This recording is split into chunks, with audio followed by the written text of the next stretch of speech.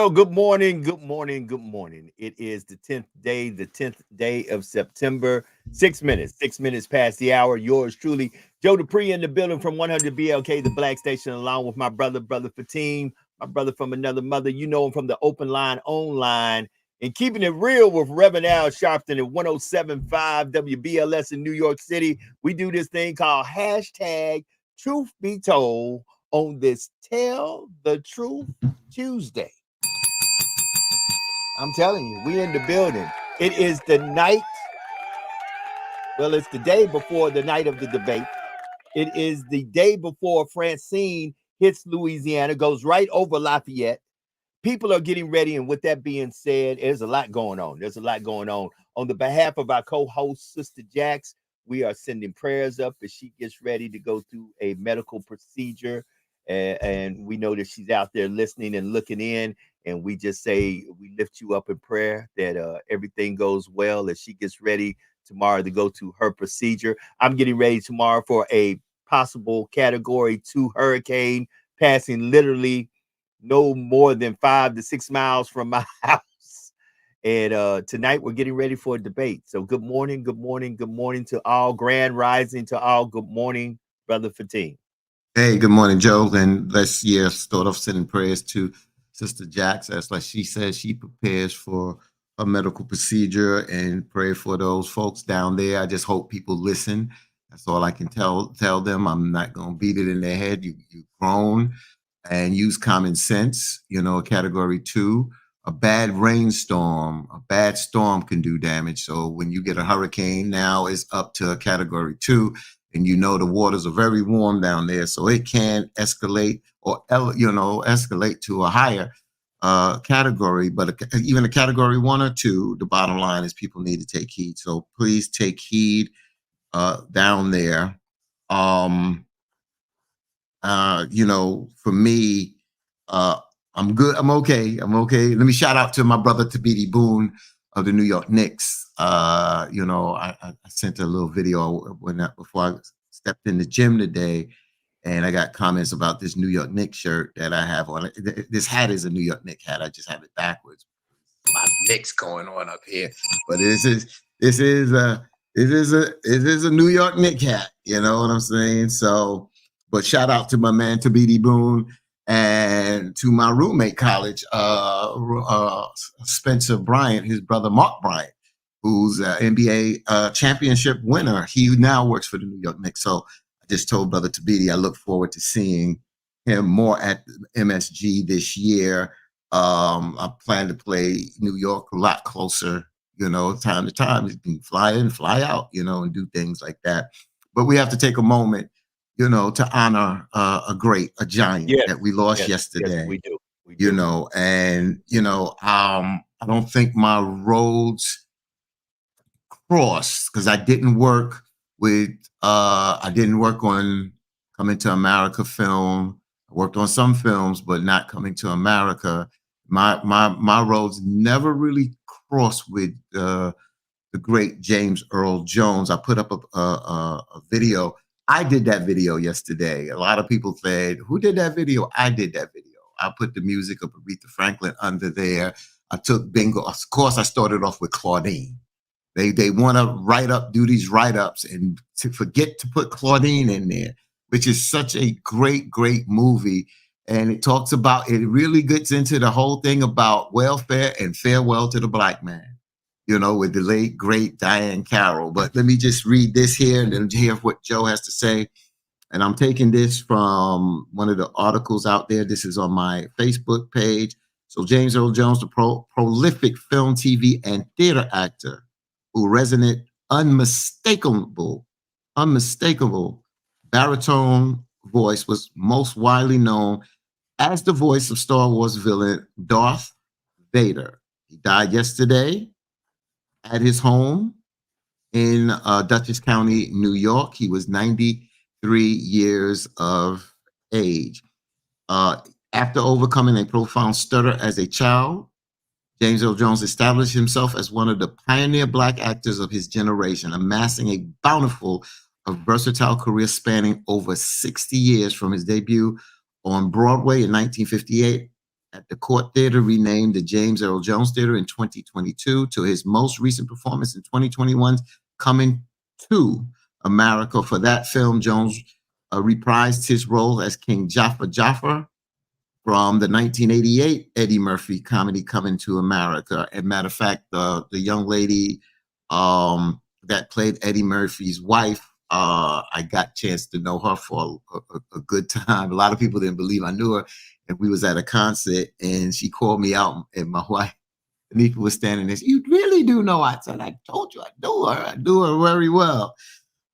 This was one of several roles along with Darth Vader that Jones revisited, including the voice of King Mufasa in Disney's animated feature, The Lion King, in 1994, the 1998 direct-to-video sequel, and the 2019 remake, and CIA Deputy Director Vice Admiral James Greer in 3 Jack Ryan movies, 1990s, The Hunt for Red October, 1992's Patriot Games, and 1994's Clear and Present Danger. He did a lot more. He played, I believe it was Hurricane, not the Hurricane Carter. Was it Hurricane Carter? No, it wasn't Hurricane Carter. It was Jack Johnson. Right. Jack Johnson, he played. Again, I mentioned Claudine. He has a list. He's one of those actors that won an Oscar, a Tony. He's won all the Emmys. I have it on my computer. Basically, what he won, and his role in The Great White Hope. That he won an Academy Award nominee for Best Actor. But his awards, he got the EGOT. That's an Emmy, Grammy, Oscar, and Tony Awards. The Oscar was a honorary, but he's an EGOT winner. So kudos to our hero, James Earl Jones. Joe. Yeah. So I was at Lucas Studios. I did some voiceover work for one of the Star Wars animated series, and I did not get to shake his hand because, of course, when he walked through, we were all at awe. But he did have a brief word with us, and I remember him saying, "Use your voice to make a difference." I remember him saying that at the studio as he was going to do something, but he had walked through where we were at, and I was at awe because I knew this was a Mississippi man, and you know, I'm a Tennessee man, but all my family, I'm the only one in my family that was born in Tennessee. All my family is from Mississippi, and you know, to have him, I've had the opportunity, and like I said, though I did not get to shake his hand, I did not get to speak to him. Of course, he was surrounded by a group of folks when he did stop by and say what he said, but just to be in the same room with the voice of Darth Vader, and how I had in my younger days been such a Star Wars fan was more than an honor to me. This man was a trendsetter. He set the plate for a lot of us Black voices, for us to understand that no matter what your shortcoming may be, or no matter what they say your shortcoming may be, you can do it all, and you can do it all with just your voice. So my prayers goes out to the family, to the friends, to the followers, to all the folks who have ever watched The Lion King and said, my God, you know, yesterday we were all Simba. We were all nudging against Mufasa going, are you still here? And no, he's passed on to sit with the ancestors, and one day we shall too. It is men like him that lets you know you have to leave a legacy. You have to leave a trail that can be followed. You have to leave something that folks can remember you by. So rest in peace and power, James Earl Jones. That's all I got to say about that. Yeah, I got to just say to Dre B. Watson, thank you. Sherry's going to kick my butt. Sherry Headley is the actress that played in Coming to America, the wife of Eddie Murphy. You know, that was the one he came to, Queens. Yeah. And Sherry, yeah, I don't know where she was raised at, but I do know that she lived in Long Island because I used to give her a call. And we had such a great time with Kid and Play and in the studio. I believe one of them used to talk with her there. Also, I put up yesterday Bingo Long and Fences as Oh well. yeah, Bingo Long Fences, was the and Fences was when he did this. He was the actual stage actor yeah, that's for what I'm saying. for Yeah, but Fences, right? I couldn't put up because there was certain dialogue in there that I didn't want Facebook to take down, even though that we understand when he said to his son, straighten up. That's my father. That's my father there in Fences. Straighten up. And he used he called his son an N-word. But we understood what that meant. That's not the same as the slaves. It's just not the same. And when he talked about that in certain words he utilized, I said, because of how things are now, I just didn't put it out there. There, Bingo Long, I couldn't wait till my father could watch that because he talked about playing. I'm a baseball guy, and I've learned that from my father. But my father talked about how they play baseball. They just didn't play it catch and throw. They put pizzazz in it. So when Bingo Long came out for me as a kid, it was like, yo, this is cool. This is really cool how they do it. And that's why I wear number 25 today because of a baseball play. He started with Montreal Expos. He played Mets first base. Number 25, Willie Montañez, he was considered a hot dog in the game, catch the ball, throw it, get behind his back, how he ran the bases when he hit a home run. I like that. That's where I come from. I love that pizzazz. I still have that kind of movement. Even today, when I'm working out with the little kids or some adults, I still have that kind of rhythm when we're playing baseball because that's how I was brought up. So many movies that we haven't, we can go through a list of movies that he's been in, but Fences, like you said, of course, Denzel Washington came behind him, but Gerald Earl Jones, nobody could step into that role. Denzel, kudos to you, Denzel, but James Earl Jones is the Oh yeah, man in Fences. There's no ifs, ands, and buts about that. right. If you ever had the blessings or the opportunity to see this man on a Broadway stage, not on a movie theater, but on a Broadway stage, you would be at awe at his voice, at how he acted, and his ability to project the character and bring them to life. Let me do this right now. In Can we family, stay? You're going to not switch out of the film. Jessica put a question out there. She okay. put out a question. Are you going to switch gears? Because No, if no, you're going to no. switch, Go ahead and let's go to the question. Let's go to yeah. the So question. Jessica, I got to go back to it. She put out. She said, "Hold on, Jessica. I I don't want saw to it. paraphrase." You said she says, "Who else is left of his generation, black actor wise?" So I didn't. I don't know 93. who's who. 93, because he was 93. Yeah, I mean, now you got me really searching Maybe, back, but I will. maybe Morgan Freeman might be the Morgan next closest. Freeman, Might be the you know, next closest one. yeah, but I don't want to just say his generation. I mean, I look at some of these actors and actresses, that they name out here, and some of these, they up and they're good actors and actresses, but they're not on the level of James Earl Jones, Sidney Poitier, Denzel Washington. Denzel Washington is one of the best, that is Indeed. still living, and no taking away from other actors and actresses out there that, that do this, but Cicely Tyson, that kind of level, Bill Cosby, you got to get Bill Yeah, yeah, Cosby. yeah. Bill Cosby. Bill Bill Cosby. Cosby's still living, but when See, you talk about these great right, right, giants, right. wow. I mean, Forrest Whitaker is good. Samuel Jackson's in a different type of league.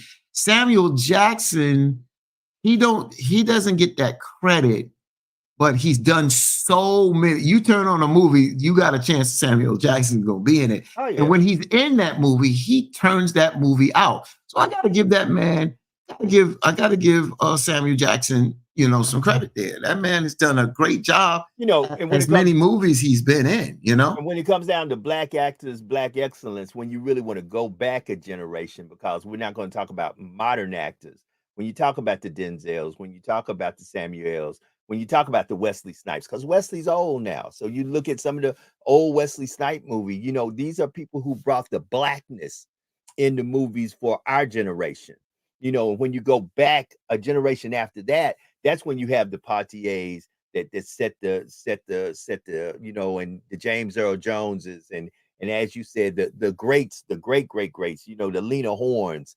uh you know, you have great black actors and actresses. uh you know, and all I can say is that many a times we have to remember and recognize the shoulders of greatness that we stand upon. You have to understand how hard it was back then. If you think it's hard now, and I can tell you it's hard now, I get voiceover stuff all the time. And I know that the reason I get that is because of my voice and because I am a person, a melanated person of color. But there used to be a time that people did not want to give people of color positions, voices, any of that when it came down to acting, when it came down to radio, when it came down, we literally had to make a path of our own.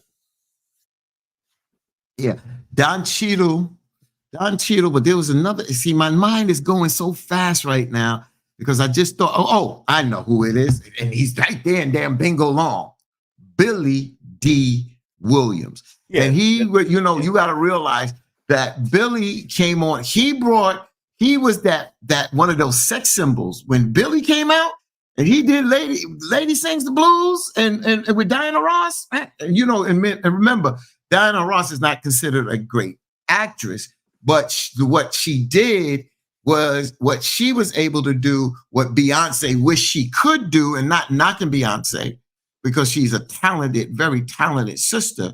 But what Diana Ross did was she went from R&B top charted as a Supreme member, then as a solo artist, and then to step into the movie, she did a phenomenal job in Lady Sings the Blues. There's no ifs, ands, and buts about it. Diana Ross knocked it out the park, but she handed off the baton to her daughter to go into to acting. And I believe not to take anything from the great Beyonce. I believe Beyonce very much took that blueprint and did exactly the same thing.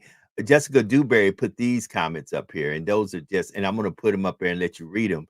You know, we've lost so many greats, you know, the Cicely Tysons, the Lou Gossages, the Ruby Dees, the Ossie Davids, you know, the Diane Carrolls, you know, and, you know, she brought up some great names. She brought up the Denzels, the Samuels, the Angela Bassett's, you know, somebody else brought up the. Good. I'll comment after that. Go ahead. You know, the Lawrence Fishburnes, the Jeffrey Wrights, you know, there's a lot of great, and yes, Billy D. Yes, you know, somebody said yes, Billy D, great actor. Yeah, I remember Lando Calrissian. That's how I remember Billy D. And I always remember seeing those commercials as a child. You can get a Colt 45. And Billy D had a voice too. So, you know, hey, them Colt 45 commercials. Hey, he was the man. The sex symbol. He was a black sex symbol. There's no ifs, ands, or buts. You thought Denzel was the man. Billy D was the man. He was the man there. But the reason why I said Jessica Dewberry, I got her comment in front of me. So I look back at some of the names that she met that I got chance to really meet and talk with. Not Cicely Tyson. Met and talk with. I have a picture. I've shared it on Facebook. Lou Gossett. Me and Lou Gossett, he's from Brooklyn. Lou Gossett, like I said, the story with me and Lou Gossett, we pulled a trick on Michael Baisden where we was at an event and we was doing Radio Row. And Lou Gossett pulled me in and said, yo, let's go pull a trick on Michael Baisden. Ruby Dee and Ossie Davis, I worked with them on a Spike Lee film. And like I tell the story, when I was holding court that day at the event at Brooklyn Academy of Music, Spike Lee had a party for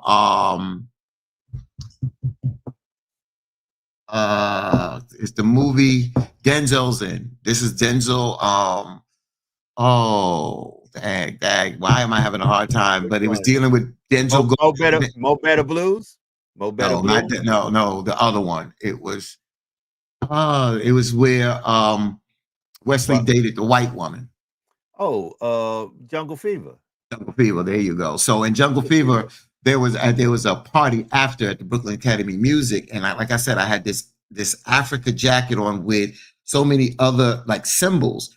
So the first person came over was Wesley, and he was like, "Yo, I like that jacket with the Africa in the front." So Wesley came over. Then Ozzie Davis and Ruby D came over. Then Hallie comes over. Then my cousin comes over. And I'm sitting on the step. And as we're holding court, we are just, and I'm really talking about our culture, this, that, and the other. And I'm kind of leading this conversation, but I really hand it over to Ozzie Davis because he's the elder statesman.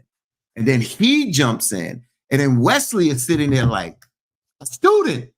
He's sitting there like a student. So I just been blessed to be around them. Diane Carroll, I never met. And when you talk about Denzel, never met. Samuel, Angela Bassett, I met her and her husband. They were getting on the elevator and I spoke to them and I said, Reverend Sharpton is doing his radio show. Do you have a few minutes? They was like, yeah. I said, yeah. And I just brought them right on in the studio and they did that show. That was a phenomenal day because on that day we spoke with Oprah. Then we surprised Cicely Tyson by Oprah bringing on Cicely Tyson on the show. And then I ran into Angela Bassett. And then also we had Keke Palmer from A Killer in the Bee on the show as well. So that was a heck of a day right there. So Well, we are blessed. You and I have both been very blessed. You being there in New York and WBLS, which is the number one Black media market in the nation, and it's literally, when it comes down to Black entertainment, the Black Mecca. That's what I call New York. I've been blessed through my working with the Essence Music Festival and other works that I've done in radio and in voiceover work to interview many of the great names that you have named. The Oprahs. I remember when Sister Tyson was at Essence. I remember when she sat down and we had the opportunity to interview. I still have that recorded interview. I remember interviewing the Lawrence Fishburnes, and I remember a great deal of folks that I've met through my journeys with Essence and in radio. Period. That gave me just the blessed opportunity to sit down and put my mic in front of people and ask questions and get answers. And it was special, not only in entertainment, but even in sports. I've covered the NBA All-Star, I've covered, Super Bowl. So you get your chance to put your mic in front of really great people and Black excellence. And this is something that I would use as a caveat to go into what I think we need to go into next as 28 minutes past the hour. I'm just going to name Charles Dutton, Gino Carlo Esposito, Forrest Whitaker, Jeffrey Wright, Delroy Lindo. We cannot go and kill this segment without mentioning them, especially Charles Dutton. People bow to Charles Dutton. Right. When you people that work with Charles Dutton, who y'all may know him as playing rock, he comes out of Broadway, y'all. People bow to that man. Oh yeah, I'm telling you now. So I have to name those and thank you. Yes. Awesome. And right now a lot of people are regurgitating the Alien series. One of his best acting roles to me was in Alien 3. I want to do this before we flip over because I really need to do this because of 3 text messages I got that Brother Fatim didn't see. So let me put this on here. Y'all, if y'all in the area that may be affected by Francine, be prepared. They have announced evacuations in certain parts of Louisiana because of soon to be Hurricane Francine. Because of Hurricane Francine, and let me put me and Fatim back up on here with it. Because of Hurricane Francine, which is impending and making its way toward the Gulf Coast, I just got a text message from Doc Griggs. Doc Griggs, who comes on every Tuesday with What's Up, Doc. We're going to have to postpone that because, of course, in the New Orleans area, they're getting prepared. He had some travel situations and some things that got postponed. A lot of folks got some stuff. I'm supposed to be leaving Thursday for Dallas, Texas. And right now I'm on standby. I'm not sure if that's going to happen. Of course, as you know, I am a first responder and I work in law enforcement. And as we prepare for this impending storm to arrive. Listen, family, don't take this as a joke. I know folks are sitting out there, especially Louisianians. We survived Katrina. We survived Rita. We survived Ida. What Francine going to do? Francine can do a plenty. So be prepared. I woke up this morning, very early this morning, making sure that vehicles were gassed up, making sure that we had provisions, making sure that generators, if you have generators, make sure that your generators are working. And please do not put your generator in your house. Carbon monoxide poisoning is real. You can die.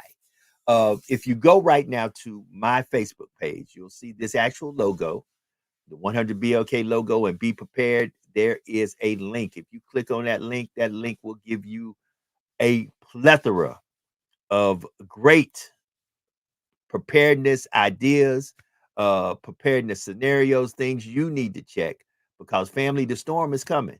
The storm is coming, and you need to get yourself ready. You need to be prepared, and you need to have a plan.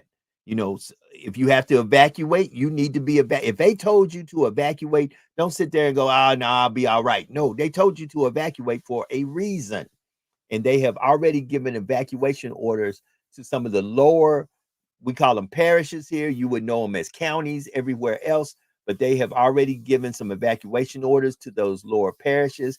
To be exact, I'm going to put Brother Fatima on solo mode for a minute because I got to go grab a radio and the thing, and I've got to monitor some traffic.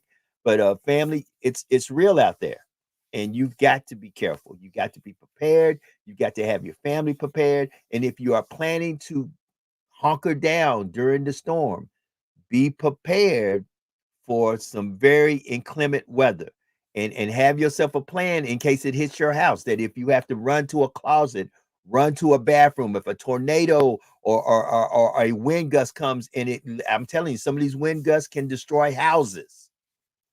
Be prepared, be safe. That's all I have to say, Brother Fatim. I got it. So you got to roll?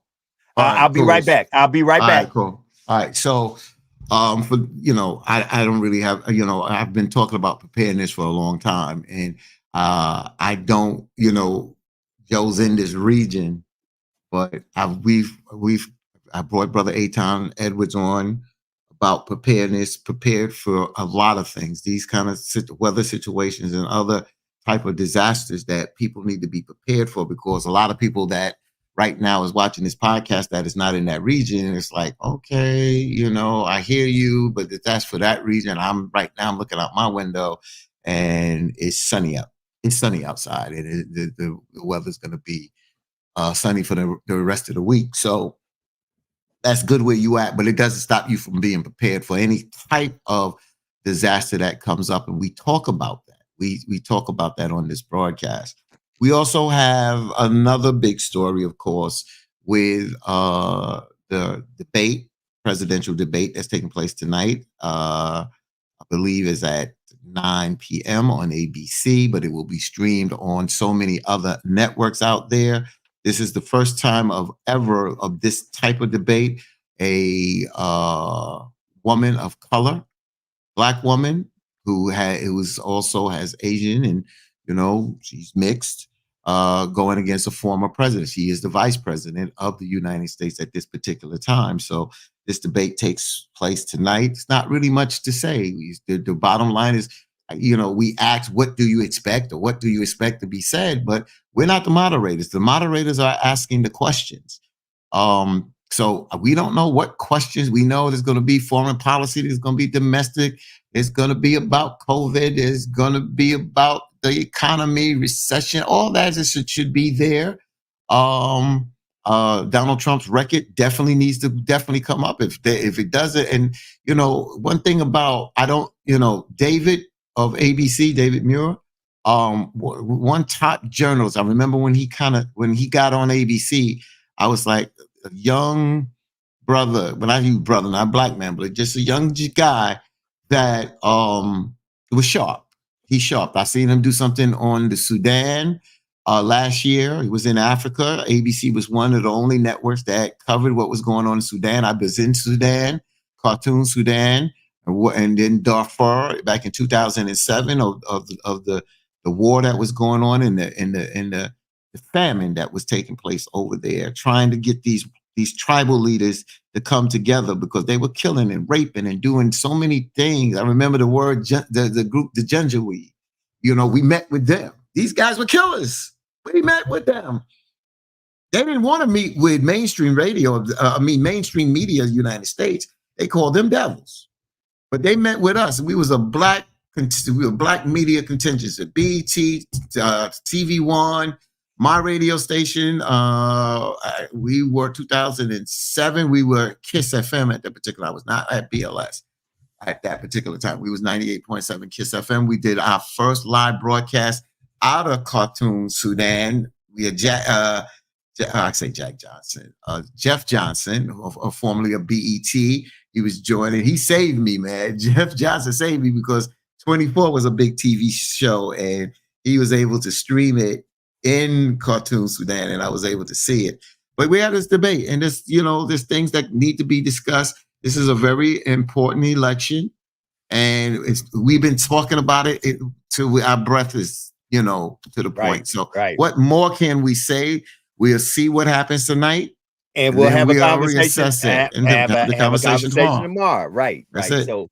So no matter what side of the political fence you stand on and how you might feel about the two candidates, tonight they'll be able to project their vision of leadership and them leading this country forward. Period.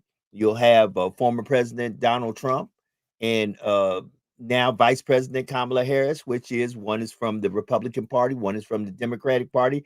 They will tonight present to the American people in a debate form which leadership style you may feel is best to lead this country forward. And we're really not going to have a large conversation about that because we'll talk about it tomorrow because we want to talk about what happens thereafter.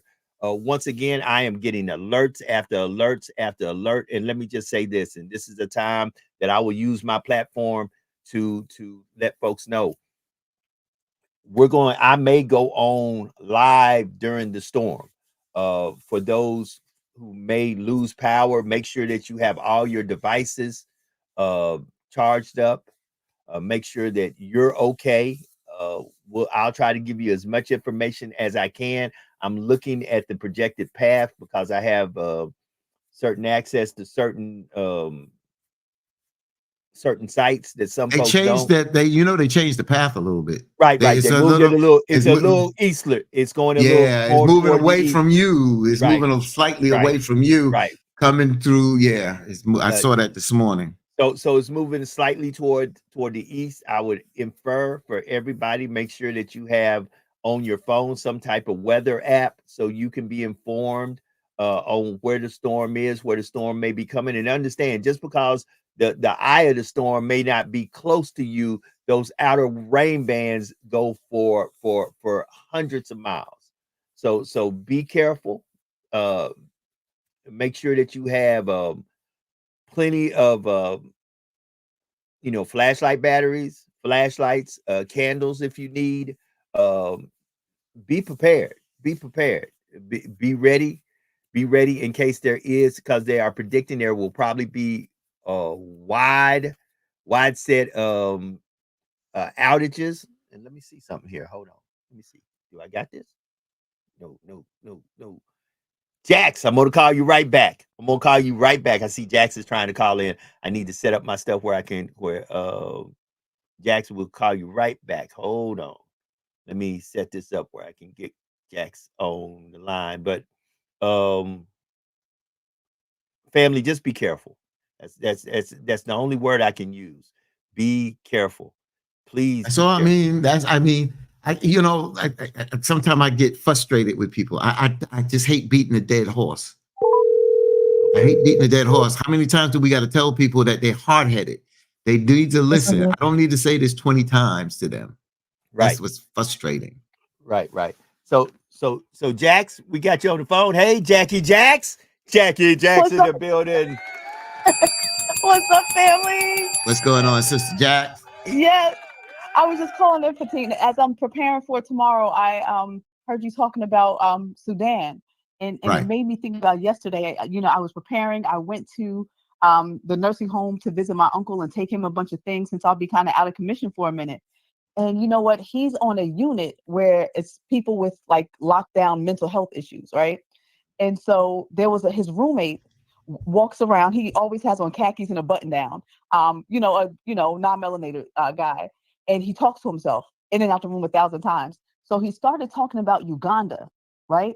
And he says when he talks, he always talks like he's in a business meeting. I don't know if he was a doctor or corporate or whatever, but it's always like very, articulate in a business meeting. But then some words are you can't really understand what he's saying, right? So he says, yeah, Bob, all the niggers go to a camp in Uganda, right? And then he starts talking about how they do something with their hearts and their brains, and they're taking their hearts and their brains and their eyes out.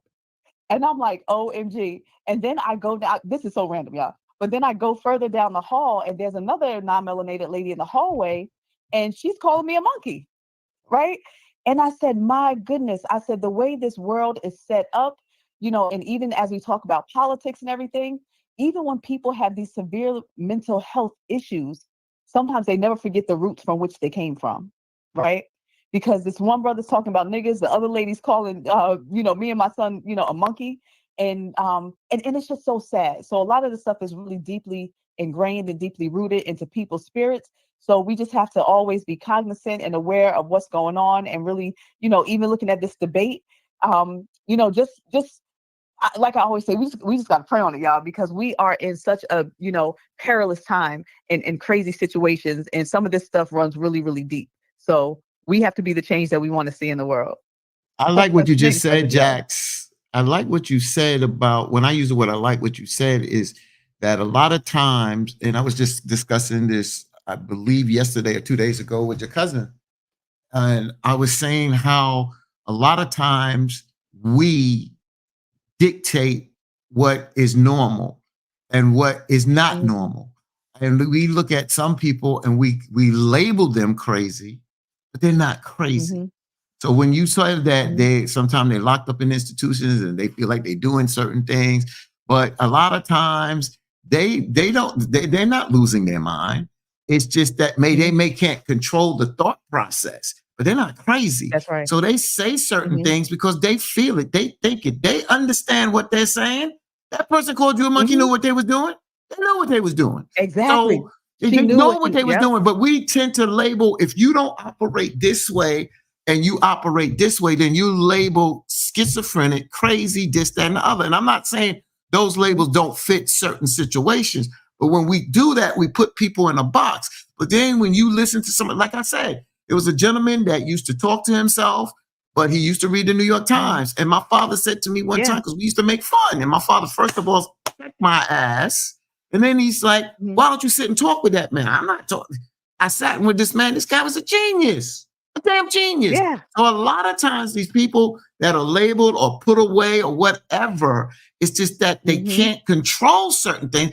They're not crazy. And we tend to do that to people that we don't understand, or they don't act like us. And that's the problem. That's that prejudice bull crap that we do. That's that pompous bullshit that we have with us as human beings, especially us here in America. But every country has that way too. But especially in America, because here in America, we don't even treat our elderly like other countries in the East treat their elderly. You can't even get the amount of time off if your grandmother or great-grandmother passed, but they have that set up in the East, China and other places. So I'm just saying that I'm glad you brought that up, Sister Jack, because that is something that we need to get better with. We really need to get better. We start to label people and then put their asses away and put them in boxes. Yeah, and it's so sad because when I pulled up there yesterday, and my son and I went inside we had so much stuff to bring to my uncle, and they were all just filled up in the day room, just tons of inpatients. And it's just so sad because whenever we're there, we never see any other families there visiting, and it's just like they're thrown away. And so I had the conversation with my son, make sure, baby, as you grow up and become a man, that you put money aside, you get the right policies in place, so, you make sure your mental health is in check, so that, your physical health, make sure that's in check as well, so that potentially you don't end up in a place like this where nobody comes to visit you. And, be good to your family, be good to your wife, be good to your friends, Could be you good to your repeat what you children. just said, Jack? Did some of these folks don't have what to come visit them? Yeah, they don't have any family. They don't have any family. They don't have any friends, no former coworkers. They have You know where I'm nobody. going. You know where They I'm are. going, Jax, right? Go You ahead. know where I'm going, What you right? got, Patine? You Okay, know go where I'm ahead. going. Where you going? You know where I'm going. You might as Uh-huh. well knew that I was gonna kick that damn door open. And that's what I was trying. That's what I was trying to say Uh-huh. about sometime of Mhm. our beliefs. That sometime Uh-huh. it's not about putting our beliefs on the side or compromising, because that's not what I'm saying. But just what you just Mhm. said, when those holidays come that we may not celebrate or honor, and that's Mhm. fine. But for those that Mhm. do honor it, that just got to look out that window, that don't have somebody there, it breaks my heart to even talk about this now.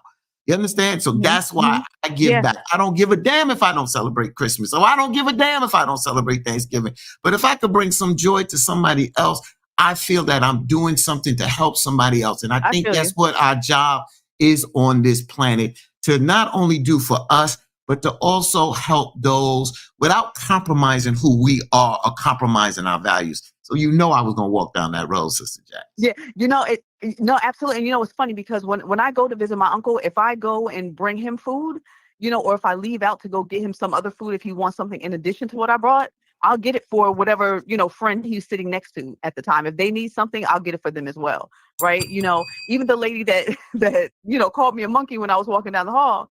I still went back because I made several trips past her, and she was like strapped to a table, like locked down, sitting in a chair, like at a desk. Basically, they had her strapped down by the nurses station, and she was just talking all out of her mind, but I still had conversation with her. Hi, how are you today? Oh, you look beautiful, even though she called me a name. You know what I'm saying? So I will still, no matter what day of the week, whatever, I'll still always give back to That's all. anyone and That's it. everyone whenever time That's permits. all.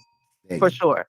For That's sure. all I'm But it's saying. just so sad. So we definitely need to check on our elderly. We even have young people who are in these facilities as well. There's a lot of young people, and they were successful and they got injured. One guy I spoke to before, he was doing construction and fell down, got injured, hit his head, ended up, in the hospital, and things kind of declined. And now, like, none of his family visits him anymore. Like, he's just forgotten about. So it's really, really unfortunate and really, really sad. So we just got to pray for all of those. And like I said, we still have to understand that the whole racist nature sometimes is so inbred in some people that even when their minds might shift, and like you say, Fatine, people might not understand, they still understand, They more do. than what we realize. Because, like, what, my great uncle, his wife, his, I think, third or fourth wife, she was the head of the not Secret Service. Yeah, I think the Secret Service or something like that in Washington, D.C., right? But when she had dementia, you know what? She didn't know her name. She didn't know how to put on her shoes. She'll put her shoe on top of her head and put her wig on her feet. She really was so out of it with dementia, right? But she always knew about that Bible. You know what I'm saying? She could quote scripture. She could sing a song because that was in her spirit. That was inbred in her. So that's why it's so important to be careful of what we pour into our children, pour into our own lives, because whatever you pour in or you allow to be poured into you will manifest as you grow. So There we you just have to be go. careful. I agree. And you talked about Yes. the sneaker on the head and the wig on the foot. Is that I remember Yes. my father waking me up. This is one of the things that my parents was very scared of, that when they would wake me up in the middle of the night to go to the bathroom because they didn't want me to have an accident. And my mother had to stand by me or guide me, because one day I went to the front door. I was going out the front door. And the one time I went right past the bathroom, went to stand right by my father, about to pee on him. And he had to, whoa. Wow. But you see, you know what? They knew that part of my brain wasn't woke. I didn't understand that Exactly. till Hanifa took a sleeping pill. And I didn't know she took this sleeping pill. She was up. I said, Okay. Hanifa, could you make me something to eat? Every time I told her what I wanted, she came back and brought me the same thing, but it wasn't what I wanted. And I was like, what's wrong? Then after, my daughter said, Daddy, Daddy, come in the kitchen. Mommy's sitting on the floor eating out the refrigerator. I go, Oh, Hanifa, what are wow. you doing? What are you doing? I'm like, what's wrong? When I told the doctor said, did you take that pill? And she said, yeah. He said, when you take that pill, you got to get 6 to 8 hours sleep. You got to cut out the lights, this, that, and other. He said that part of her brain was sleep. So when these folks in these nursing homes, some parts of their brain, that's why I'm saying they're not totally crazy. It could be a chemical imbalance. There could be a part of their brain that is not functioning as well. And it's like sleepwalking. It's like sleepwalking. That sometimes that light doesn't come on because of whatever chemical imbalance or whatever. That's where the doctor comes in on here, not me. But that's what happens. And that's why sometimes we don't understand that. We just really don't understand it. And there's certain exercises that people can do to strengthen their mind if it's not totally damaged, certain parts of the brain. And let me say this, since some folks probably are logging on right now, it's 9 minutes to the top of the hour, and they're probably saying the doc could be on any minute now. Well, unfortunately, we have a hurricane coming our way named Francine, which has completely threw everything out of whack. So out of whack that I'm actually going to be going mobile in the next hour for the show. But he won't be on, unfortunately, coming up in the next about 8 minutes. But he will be back next Tuesday. Lord say the same. If we all make it through this storm, please have prayers for folks that are on the Gulf Coast, especially Texas, Louisiana, and even Mississippi. They will be affected. The storm will be making a northerly projection toward Memphis. So even my hometown, be on alert because they're saying northern Mississippi and parts of Memphis will be affected in a very bad way from this storm as the storm progresses itself after it leaves from making landfall on the Gulf Coast and making a northerly turn. So be careful. Wherever you at, this storm will probably cause a lot of problems for a lot of folks. Get ready for a lot of power outages and just be careful. That's all I can say. So Sister Jax, I know you're getting ready for your procedure. We pray God's best, God's favor over you and over the procedure that you have to undertake. And we look forward to seeing you once you get back healthy, whole, and doing well. So, we'll probably we'll see Miss Jax soon, family. We'll see her soon. Yes. That's right. And if I'm close enough to my phone, if I'm able to, right before they cut up on me, if I could, pop in, if you guys are live, I will pop in. If not, I will see you as soon as I am on the mend. But just know that I love everyone. And for our viewers, being that I'll sign out now. If nobody told you today they love you, y'all know who loves you, your girl Jax. I love you guys. Be safe. Thank you so much for all your prayers. And keep them going, y'all. Keep them going. And I will continue to watch the show. And look, I see my husband online real quick. Oh yeah, he's driving there. In Massachusetts. He said that my grandmother was 83 and pregnant with twins. My grandmother was 83. But now, if there is any articles on that, my brother, or a link, please get that to Sister Jax or get it to me. I need to. I need that. I need that. No. That was in her mind. That was in her mind. As we're talking about dementia and all that type of stuff. I was gonna say, okay. Yeah.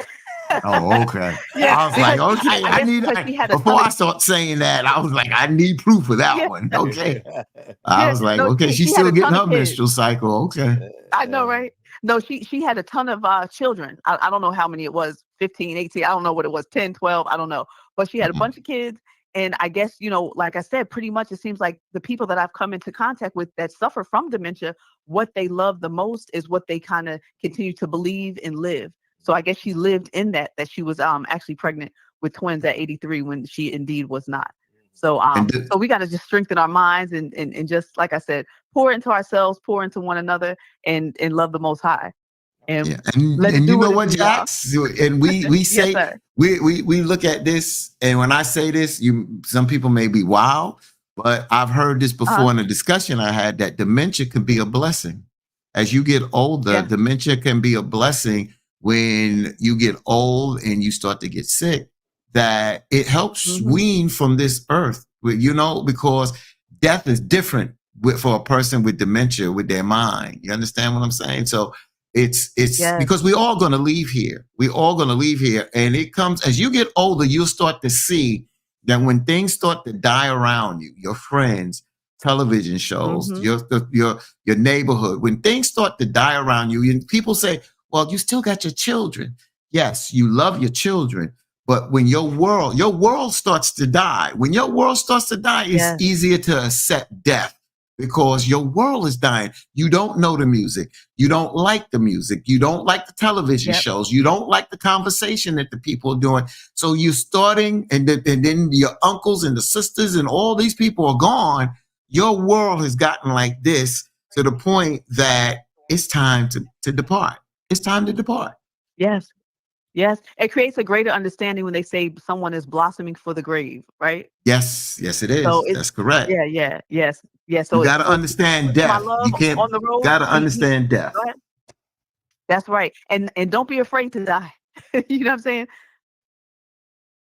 Wait, what you got for tea? It went No, dead. that's it. I'm done. I'm done. I'm done on it. Okay, I saw Yeah. you holding Malcolm X. Okay. No, that's And not for my Malcolm X. love This is the on the book on road, death. maybe. This is on death. Okay, This is gotcha. the book on death. Okay. Burnell, please be safe on the road. Get Xavier back home. Well, not home, but get him back to school safely. You and my mother-in-law, Gigi. So, oh yeah, dinner date. I'm down with it. Next week, Lord's will, baby. I'll be recovered and able to move. Gigi. But y'all I have went to a school great with show. a Gigi.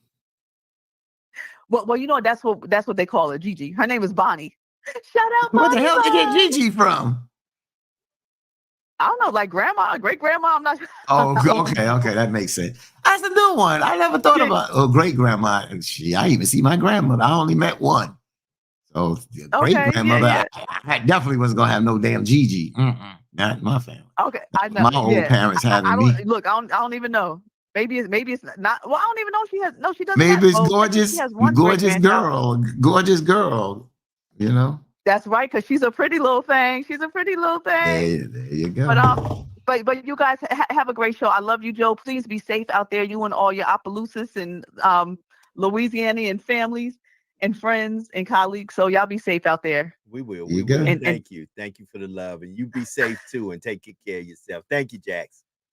Okay, God bless y'all. All right, bye. All right, peace. Peace. So I want to show this right quick because I'm getting ready to go mobile. We're going to keep going with the show, but I do need to show this because family, y'all need to know this. I don't want to just talk about it. I want you to hear it from somebody else so you'll know exactly what is going on here. So family, let me see. Yep. Let's do this.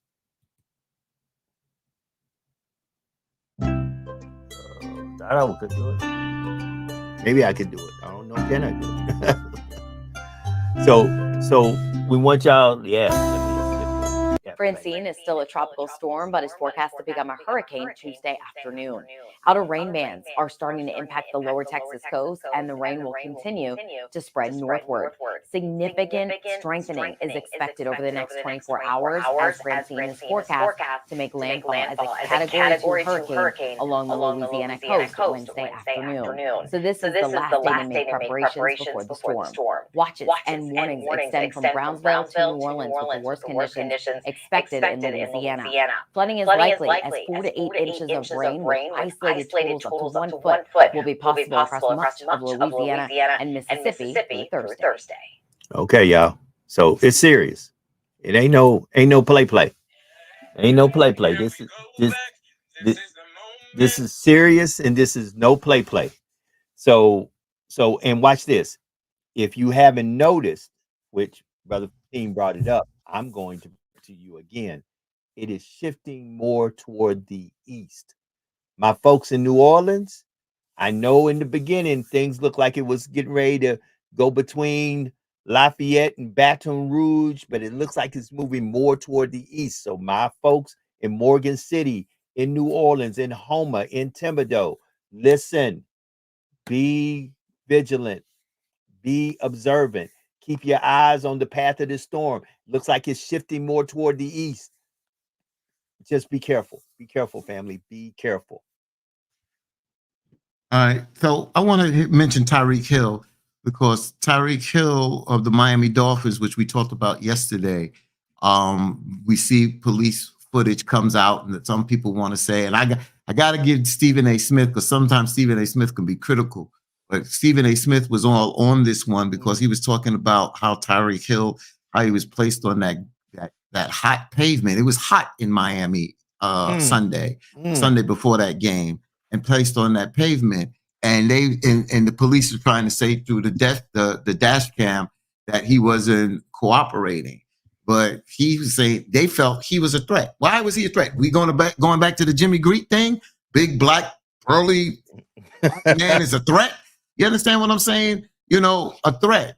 You know, if I know that I'm a football player or a basketball player or a baseball player on the major league level, on the pro level, and I get stopped by the cops and I'm right around the corner from just about the stadium, I'm going to say who I am. You understand? And then when they yanked him out the car and how they talk to you, we're not freaking kids, man. And kids still don't need to be talked to disrespectful. That's what I'm saying. You talk to me, dude, I'm not kissing your ass. Yo, boy, give me your life. You come, yo, boy. I'm not saying that happened there. I'm just trying to give you an example. You give me respect, I give you respect. I don't give a damn if you got a damn uniform on. You know, I'm going to give you that respect, especially if I did something wrong or if I didn't do something wrong. Still common courtesy. But when you come at me, attacking me, and then we know the persona of black men and police officers, especially white police officers at times. I've been stopped by white police officers that were really courteous and let me go. They were courteous and it never escalated. Never. They did their job. They did their job. So, he's a threat because he's big and a big black man. You understand? And that's when that tension, that power. I'm a cop. I can do what I say. You got to do what I say. I watch some of these chats on social media. I watch some of these chats out here, and where white folks, well, he needed to follow the law. Dude, y'all don't get stopped and get talked to like dogs. Y'all don't get stopped and talk like dogs. I'm telling you, I know FBI agents, I know Secret Service, I know state police that have been stopped by cops and been disrespected, and they just they take it for a few. They take it for a few. They take it for a few. And then they come out, here's my credentials. Oh, why you didn't tell me? But why should I have to tell you? Don't you supposed to treat me with respect? Let me know what I did. Ask for my credentials. I give you my credentials. Yeah. You understand what I'm saying? Brother Fatim, I'm going to let you go solo mode for a few minutes. We're getting ready to make the road show be the road show in a few seconds. So I'm going to let you. And you got people to. No, but you got a good point. And we need people to, if it had been, it would have never been. But had it been Tom Brady, oh my God. It wouldn't have been Tom Brady. It would have never been Tom Brady. It would have never been Tom Brady. It would have never been Drew Brees. It would have never been, we can name a whole list of folks it could have never been. But it was Tyreek Hill. And we need to talk about it. I gotta walk in New York. When I get stopped, I gotta show a badge. Dude, I got nothing but credentials in this wallet besides a driver's license. Because my folks are saying, yo, you driving while black at the end of the day, and I'm telling you, you got to be, I'm telling you. And then a lot of folks come in this chat and say, well, not a lot of folks, just one or two that forget that their freckles are put together. He must have was doing something wrong. Or just cooperate. You get talked to like a dog. If you want to get talked to like a dog and you take that, then you take that. But don't expect me to take that. No one. And I know I've raised my voice to people, and the first thing I do, I remember on my podcast 2 weeks ago on Tangy T, me and my co-host Veronica got into it. And she made a valid point. I talked over her. I had to apologize for that. It's no compromise. There's no but. I did something wrong. I apologize. That de-escalates. That can de-escalate the situation. Why escalate a situation? Because you got power. You have a uniform on. Yeah, I got a gun and a badge, and that's the job that I'm in to protect myself and protect others around me. And if I have to utilize that, then fine. But not to be abusive with it. I just don't really get it, and stop, Jax. I'm not such a G. It's just that I just look back at what our ancestors had taken, you know, with water holes and dogs for us to be able to move around freely, and we still got to kiss somebody's ass. No, I'm not doing that. You know, and then, you know, again, Reverend Sharpton, I don't bring him up, but I mean, his image is changed. But when we was out in those streets, man, we didn't tolerate this nonsense. We fought against police brutality. We fought against racism. We've also fought against crack in our communities. We fought against black on or black to black violence in our community. We fought against all of these things. We just did. Reverend Sharpton, before I even met him, I got to know him on the news by painting crack houses with red X's. That's how I first came to know Reverend Sharpton, not going against police brutality, painting crack houses, because the police said, we don't know where the crack houses are. So Reverend Sharpton said, well, we'll show you where the crack, since we know where the crack house is, and you, the law enforcement that don't know, I'll go around and paint the crack houses. And you know what the police want to do? Arrest him for painting the crack houses red. He's like, I'm doing that so you can do your damn job. But a lot of times you want to say, oh, we just fight against racism and police brutality. Yeah, we fight against that because rightfully so, we should fight against that.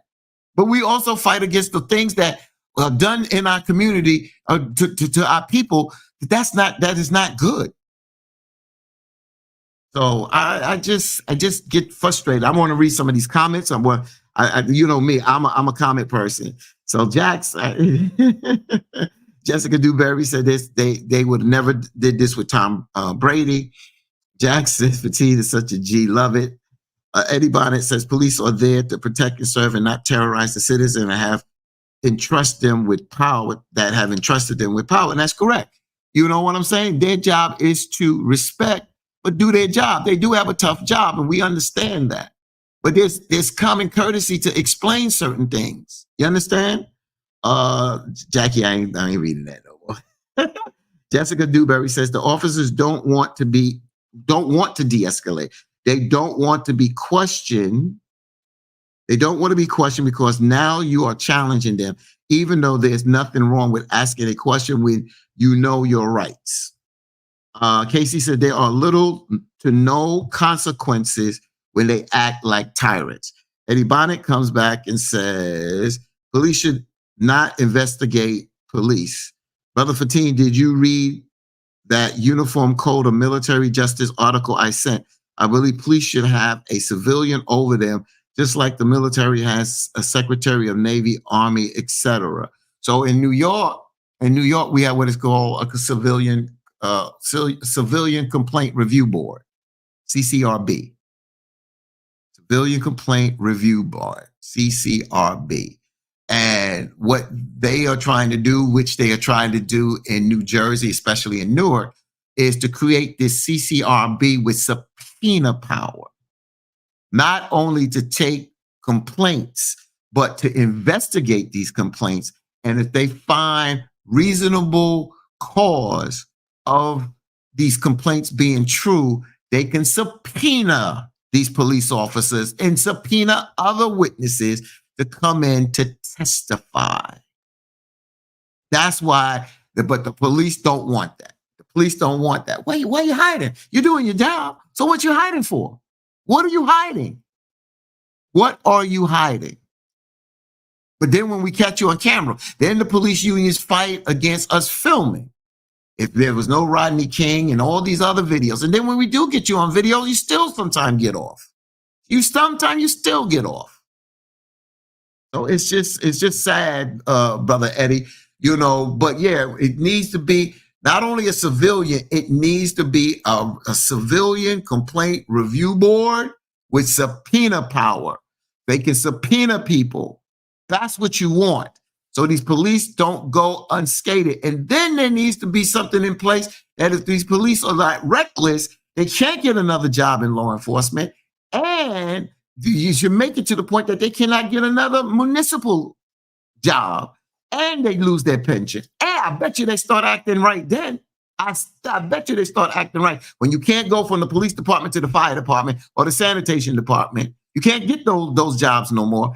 And the job you work for, now you lose your pension because you act reckless, and you could spend some time in jail. That's how we can stop some of this. We need to put some checks and balances in place that are effective. You know, so that's what I'm saying. Let's see what some of the other comments here are saying. Jessica Dewberry, how many videos have I seen when the white cops are being cursed out and even chased by white perps? There are so many. So what she's basically saying is we see white cops cursed out, you see white cops being chased, and they don't use the kind of force that they have used on black folks. That's what she's basically saying. Thank you, Kay. Eddie Bonnet comes back, but what I'm saying is it should be across the board for all of us or our police. Well, that's what the George Floyd Policing Act was for, my brother. Talk to your Republican colleagues in the House and the Senate. Talk to them. Talk to them. That's what the George Floyd Policing Act was to create a federal across the board. It would supersede the states, a federal mandate level. Can't take that to the Supreme Court. It's federal now. But of course, the Republicans don't want that because they pro-cops. They get the funding and the support when they're running for office from these lobby groups for the police unions. So, or the NRA. All right. Jackie says, stop. I'm not reading that. Eddie Bonnet, they refuse to give that subpoena power. That's correct. But what are they scared of? Why are they refusing to give that subpoena power? Because they're scared of it. Didn't Arbor Rice just resign from the CCRB? Yes, that's it here in New York. Arbor Rice, she was part of another organization. I don't know if it was the Urban League as well, but Arbor Rice was head up the CCRB in New York. And a lot of people felt that she, as a black woman, she was headed up the CCRB. And a lot of people felt that she was forced out by New York City Mayor Eric Adams, who is a former police officer. And he's the mayor of the city. And, you know, and he's pro-cop. And I understand he's pro-cop, but the bottom line is you should be pro-good cop and anti-bad cop.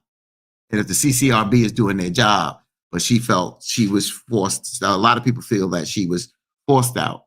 And now with the raid on a lot of the top officials in New York last week of the mayor's administration, it's reported in today's New York Daily News here in New York City that the police commissioner may resign this week. So we'll see where they have that. And Casey and Jackie, they on another thing. They on. John H. White, Warrior Fatina agrees they should lose their pensions. There you go. Robin Moulton, yes, to this board in every state. Yes, checks and balances in every state. Lose jobs if needed. Jessica Dewberry comes back. I agree with all of that. Fire them, arrest them, jail them, and take their pensions away, and no more law enforcement employment. Right on. That's it. And Antonio Cope, speaking of George Floyd, did you guys see that the police had their knee on Tyreek Hill's back and neck? Good morning, brothers, and the lovely Sister Jax. And that's why I said to Antonio Cope, that's why I came on yesterday and I said, I'm a Dallas Cowboys fan, but if I had any gear of Miami Dolphins, I would wear it in solidarity of Brother Hill. I would definitely do it because, again, we go through this over and over and over and over. And then when we speak up, when Colin Kaepernick takes a knee, when we protest, when the NBA wore shirts, I cannot breathe. People want to criticize them. What are you scared of? What are you folks scared of? What are you folks scared of? And I know I'm preaching to the choir. I'm talking about those outside folks. What are you scared of when we support ours? When other folks do us wrong, black cops, white cops don't matter. When you do wrong, and I have a lot of law enforcement that I'm cool with. I grew up with folks that became police officers, and they're good people. I'm talking about those that are assholes. That's who I'm talking about. That's what I'm talking about.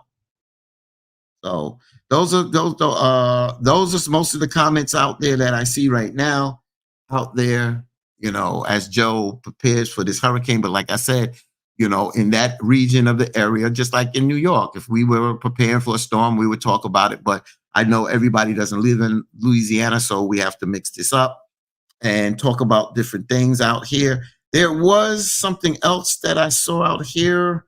Oh, you know what, folks? We're headed for another government shutdown.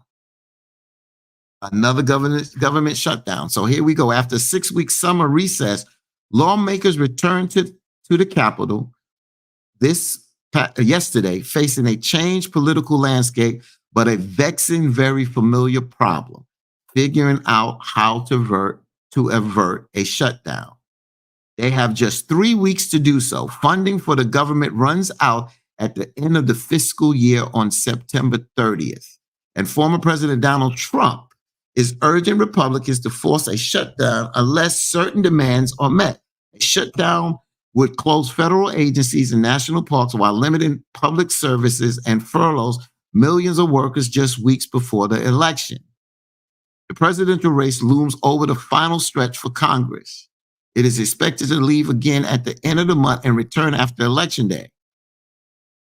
So when the House left town for its summer break on July 25th, President Joe Biden had just dropped out of the presidential race. Democrats were preparing to pick Vice President Kamala Harris as their new standard. House Republicans have now settled on some lines of attack, which they highlighted in politically charged GOP hearings and investigations. So basically, they want to change some of these. The Republicans want to change some of these voting laws. They want to. There's what is called a SAVE Act, a GOP-led bill to overhaul voting laws nationwide by requiring proof of citizenship to vote. Democrats oppose the latter measure, noting that it's already illegal for non-citizens to vote, with hefty penalties that make the practice very rare. They also say it could deter Americans from voting, as many like easy access to passports or birth certificates. And the Republicans, again, this is what you want to put in office.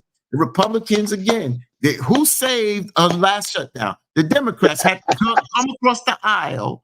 The Democrats had to come across the aisle to save this. And you know what? The Democrats have to do it again. We have to do it. We ain't putting that damn law into effect. Y'all done lost your day. The Republicans lost their mind. That's why I want to see Kamala Harris whip this mofo ass tonight.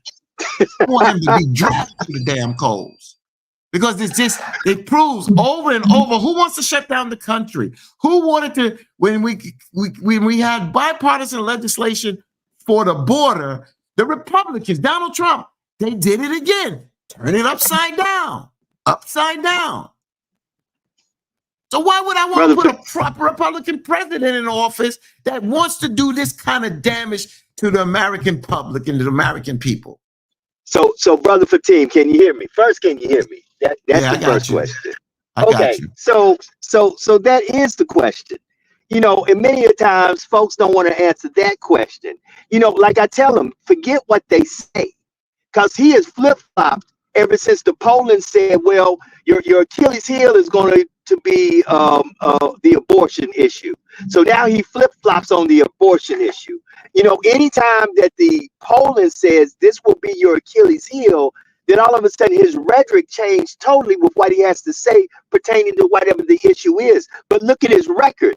He's the one that put those Supreme Court justices on the Supreme Court in order to do exactly what they did. So stop listening to what they say and watch what they do, and look at their policies and ask yourself, do their policies help us? Period. Yep. That's it. You know, you got a little snap, crackle, pop in your mic again. Okay. I'll try to fix that.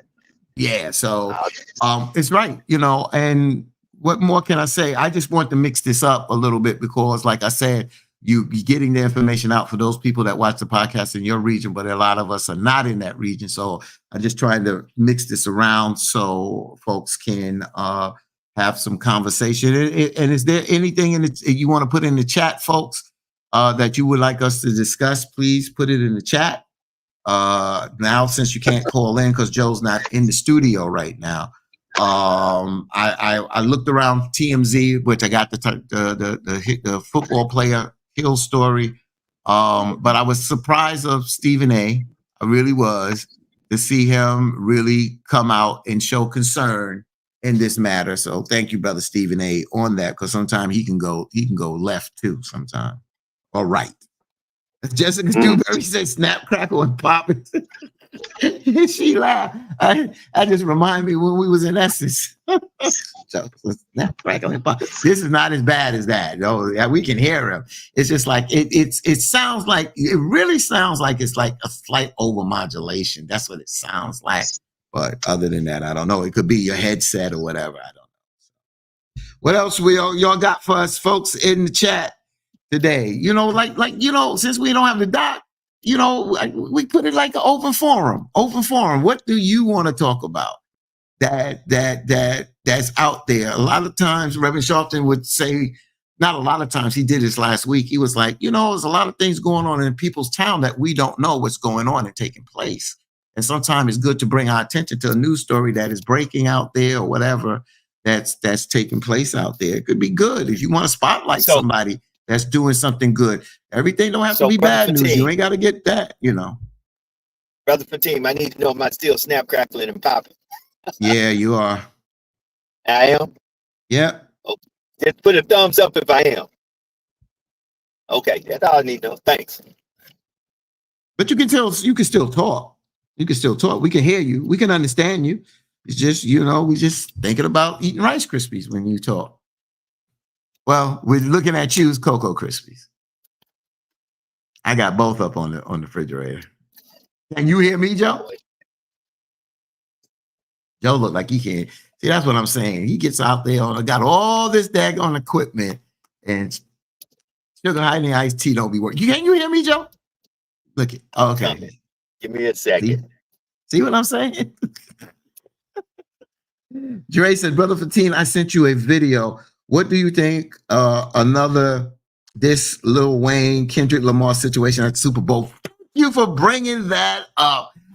Thank you for bringing this up. So I knew it was something I wanted to talk about. So it was named that Kendrick Lamar is going to be the halftime entertainment act at the Super Bowl that is held in New Orleans at the New Orleans Saints Stadium. A lot of people thought because Lil Wayne is from, and Joe needs to hear this, that Lil Wayne is from New Orleans, that Lil Wayne would headline. But the NFL put Kendrick Lamar in. So a lot of people said, oh, wow, that's a diss because Lil Wayne signed Drake. And with Lil Wayne signing Drake and Kendrick Lamar and Drake got in this heated battle, which honestly Kendrick put that to rest because he dropped the mic. They ain't like us. That just pretty much sealed Drake. He hasn't really come back on anything. So a lot of people look at it as a diss to Lil Wayne. I found out something else to this, Sister Dre, and let's talk about this. Who's in charge of NFL entertainment? It's a brother named Jay-Z. Okay? And even though Jay-Z and Lil Wayne has been kind of back and forth, but guess why they've been back and forth? This all comes back to 45. When 45 said shithole nations, calling African and Black nations shithole nations. So Jay-Z took offense to that, just like a lot of us Black folks took offense to it. But guess what? Lil Wayne endorsed that SOB. Lil Wayne endorsed Trump. So now with Jay-Z over entertainment, oh, you want to endorse Trump? You want to go at me? Let me show you who got the real power. So this may not be all about Drake. It may have a little bit, but it may be all about who you endorse. And then you want to come at me when I spoke up about that. That's another turn to this twist I just realized. And I got to thank somebody on social media for dropping that science. And I saw early this morning about 5 a.m. I was like, yo, that makes sense. Jay-Z is the one that's there on the NFL entertainment. So it may not have anything to do with Drake and Kendrick Lamar. It may have everything with Lil Wayne endorsing Trump, and Trump calling Black Nation shithole. And that's why Payback is a bitch. And I think he should stick with it. Now, Master P, who's my man, who sent out and spoke yesterday, he said that Lil Wayne should, be not, up on the stage there. I don't know if Jay-Z's going to crack and break on this one. You see, the bottom line is Donald Trump has done a lot to a lot of people. It ain't about giving him a pass. I done told y'all that. That's why I went hard at my brother Joe, and I love Joe. That's my man. But I ain't sitting down with Trump. And the way they play hardball with us, you don't want to sit down with the Black leadership that represent a lot of organizations that affect that deal with Black people in this country. You don't want to sit down with the Urban League, the NAACP, the National Action Network, and so on. You don't want to do that, Trump? So you know what? Lil Wayne, you endorsed him? You ain't New Orleans. Kendrick Lamar is there. You ain't got no parts of this. And that's the bottom line. Well, hold on. Now, I have to say this, and hopefully I'm not snap, crackling, and popping now. I have to say this, Brother Fatim. I agree with you, but once again, the truth about this whole Super Bowl thing is because Jay-Z has his hands in the NFL. So regardless of where the Super Bowl gonna be at, Jay-Z gonna have his hands in it, and he's gonna have some say of what happens for the halftime show. So we just need to call a spade a spade. And that's where you didn't hear me. You didn't. Right. I didn't. I was trying to fix equipment and stuff. He doesn't have a hand in it. He's in charge of it. He's in charge of it. And so once again, when folks from a certain region is in charge, you can expect them to do what they do. So, I ain't mad at Jay-Z. At the end of the day, I can understand how Master P and everybody from down south, Juvenile, Weezy, all of them saying, well, what's going on? But we saw that during Essence. Remember, Essence came. It was the 50th anniversary of hip hop. You went down that time because it was the one before you came. And everybody was like, how on the 50th anniversary of hip hop, you in New Orleans, but you ain't got no New Orleans folks on the stage? It's because those are in control. If anything, you're mixing apples with oranges. I just gave the example of what happened, so you didn't hear me. A lot of people think that Kendrick Lamar was put in place over Weezy, over Lil Wayne because of the Drake. But it comes to find out because Jay-Z, it has nothing to do with the region. It goes back to when Trump called Black nations shithole nations, and then Lil Wayne endorsed Trump, and then him and Jay-Z went back to back. So now Jay-Z is saying chickens have come home to roost, my brother, and you're not going to be part of this. So it really doesn't have nothing to do with the Drake Kendrick Lamar battle, but more about Lil Wayne endorsing Trump and going at Jay-Z about that, and Jay-Z saying, I'm going to show you who has the last say in this. That's what this is about. Okay. Well, and at the end of the day, guess what I wouldn't be tripping on? I wouldn't be tripping on a free show anyway, because nobody gets paid for the halftime show. Nobody. But it's beyond that. It's the region. A lot of people suspected Lil Wayne, but now people looked at it from one point of view, and they felt that it's a bias. And if it was just that bias, then I think Lil Wayne should play. But if Jay-Z is basically saying, yo, and he ain't gonna come out and say it like that, but bottom line, if this goes back to Trump, now Trump, the chickens have come home to roost because he's done so much and disrespected so many Black folks, and then those Black folks that want to kiss his ring and kiss his backside, now you got to pay the pipe. That's what I'm trying to say. Well, yeah, you got a point there. And at the end of the day, because Jay-Z is in charge, at the end of the day, he that is in charge gets the final saying. So Jay-Z wanted to put the whole, everybody that he rocked with on stage for the Super Bowl halftime show. That's why he's in charge. And that's why you have to make sure that your voice is heard in the room. That's the example I'm trying to give, and even to transfer it over to politics. That's the reason why many a time our voices are not heard, because the people in charge, our voice is not being heard in the room. Pay attention. Pay attention to who's in the room. Well, Jay-Z's over the halftime entertainment. That's that. He is, he's in there. And I'm just, I just want to, I'm glad that was brought up because I want to tell that other side of the story.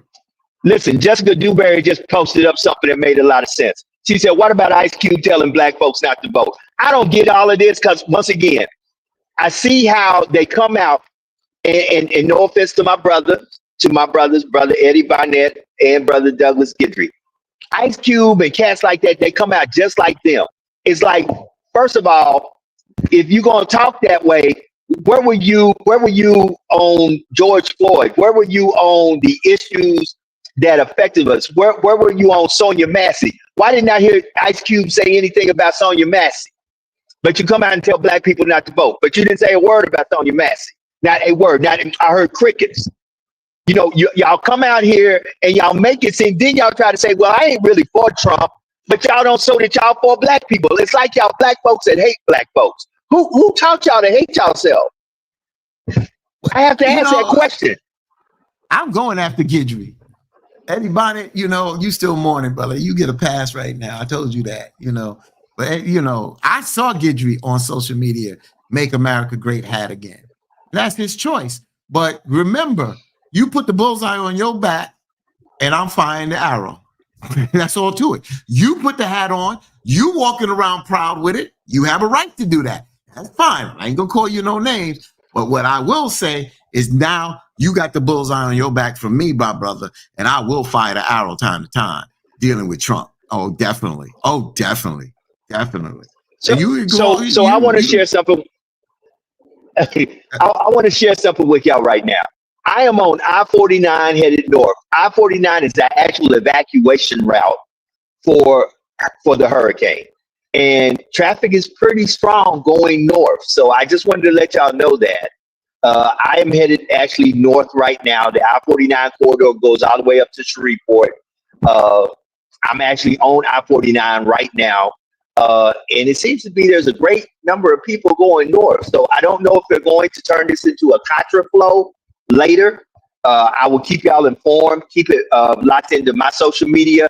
If I find out about anything about a Contra flow or what that they're going to make it that I-49 is just purely on both lanes, on all four lanes, the northern lanes and the southern lanes, going straight north because of the evacuation, I will let you know. But I am out here. It has started to rain.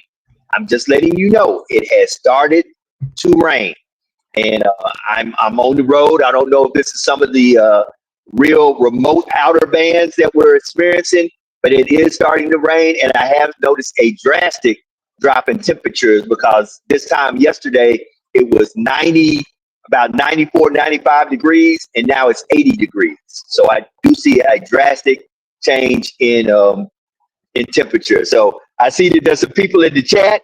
Brother Fatim, chat away with the folks in the chat, my brother. All right. So let's see. Michael Keith, Brother Fatim, Lil Wayne is a big fool for endorsing Donald Trump. Jessica Dewberry, what about Ice Cube telling black folks not to vote, which you already addressed? Jewel Wall said, yeah. Casey says, but then says he doesn't like Trump. Douglas Guidry says Trump Nation. John H. White Jr. was Lil Wayne pardoned by 45. I'm just asking. He was. Yeah, he was. Darlene Bryan says, be safe out there, Brother Joe. So prayer sign. So yeah, so I just wanted, I'm glad, I think it was Sister Dre that put that out there. I wanted to address that Kendrick Lamar thing because we were looking at it from just one set of lenses, But then when I came across this today, I was like, yeah, I remember this now. And see, I keep saying when you hit that wall, you hit that wall. So now all of a sudden people are going back. Now we got a chance to see Lil Wayne perform, with Birdman. Well, not with Birdman because they still have tension. They have tension, but when Birdman and Juvenile and they finished their set, and we thought we were going home, Lil Wayne came out. He did an excellent job, and I enjoyed. And did a great. It was a great job. And not to say that during the halftime show, knowing Kendrick Lamar, and I know Kendrick Lamar's spirit, I had the awesome opportunity back at the 50th anniversary of hip hop to interview Kendrick, and I believe that Kendrick would definitely. He's the headliner, but I wouldn't put it past him bringing everybody that he can bring from the New Orleans area that he knows on stage and say, hey, spit a bar. I can see him doing that. Power. He doesn't have that power, unfortunately. He just don't have that power. So I don't know. He may do that, but if this is a feud between Jay-Z and Lil Wayne ain't touching that stage. Oh yeah, but I can see a Juvenile, I can see a Master P. Look, Lil Wayne ain't the only person from New Orleans. That's a big time star. I can see a Master P. I can see a Juvenile. I can see other folks. Unfortunately, Michael Tyler is still in a captive state somewhere. But I can't see a Mystical. I can see a Mia X. We interviewed the biggest Mama Mia. We did interview Mama Mia. The situation is, it will become a protest. It will become a protest. Now, would Lil Wayne eventually get up on that stage? Can something be done between now and the Super Bowl that will get Lil Wayne up on that stage? I think it's in Lil Wayne's corner. I think it's in his corner. Well, wait a minute. Let us be honest. By the time the Super Bowl comes, there'll be a new president in place. It will either be 45 will be 47, or the vice president will be the new president. Let's just be honest about that. By the time the Super Bowl come around, that's what's going to happen. We're going to have a president in place. Yeah, but that don't have nothing to do with the entertainment of the Super Bowl. That's what I'm saying. That's up for debate. At the end of the day, if this whole beef is over. What is over? Joe, this is not an endorsement now. This is the endorsement in the last election. Yeah, I understand that. This goes back to when Trump called Black Nation shithole, dude. Oh, I understand. Listen, that bull crap. No, I haven't forgot. Listen, I haven't forgot one thing. I haven't forgot one thing that the former I haven't forgot one thing that the former president did that makes me question right now why anybody in their right earthly mind would even want to even consider him a candidate for president. But eventually the Republican Party said that he's the best thing they got rolling. So that's their nominee. And I can't understand that with all the great intelligent minds I know they have in the Republican Party, that out of all them folks, the best person you got to put up for president is the former president, Donald J. Trump. No.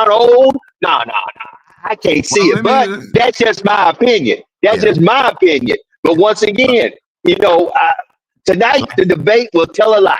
Well, I got to finish my thought. Like I said, between now and halftime, this is in Lil Wayne's corner. If this is the situation, there can be a sit down with him and Jay-Z or whatever, and there could be something that could be rectified. That's all. I'm not in that room. I don't have that power, but I'm not going to say he's not going to be on that stage, but it will come with some kind of concessions. That's all I'm going to say, because he deserves to be on that stage, but it comes with concessions. It comes with, sometimes you got to realize, and if you don't want to make the concessions, fine. Then your ass don't perform. Fine. You ain't losing no money, brother. Lil Wayne ain't losing no money. He may not even losing some sleep. He may say, y'all are just wasting time, because I don't give a damn. I don't care, because I'm not losing no money by not performing there. And y'all need to stop trying to get me up there. I'm fine. I'm staying with it. I endorsed this man before. If I endorse him now, that's who I am, and I'll stand on that principle. If that's who he is, then fine. I have to respect him because he's standing on his, and that's all I'm gonna say. That's it. You know, Jessica Dewberry says, it seems the Black artists that support Trump are looking out for their own interests. They're not concerned with the bigger picture of all of us. And that is true. Right. So Douglas Gidry comes back. Y'all just hate millionaires and billionaires. No, we don't. We don't hate millionaires and billionaires. We hate millionaires and billionaires that sell their damn soul and then turn their backs on their people. That's who we hate, brother. Brother. If that can call you that, brother. All right. You know, so that's what it is.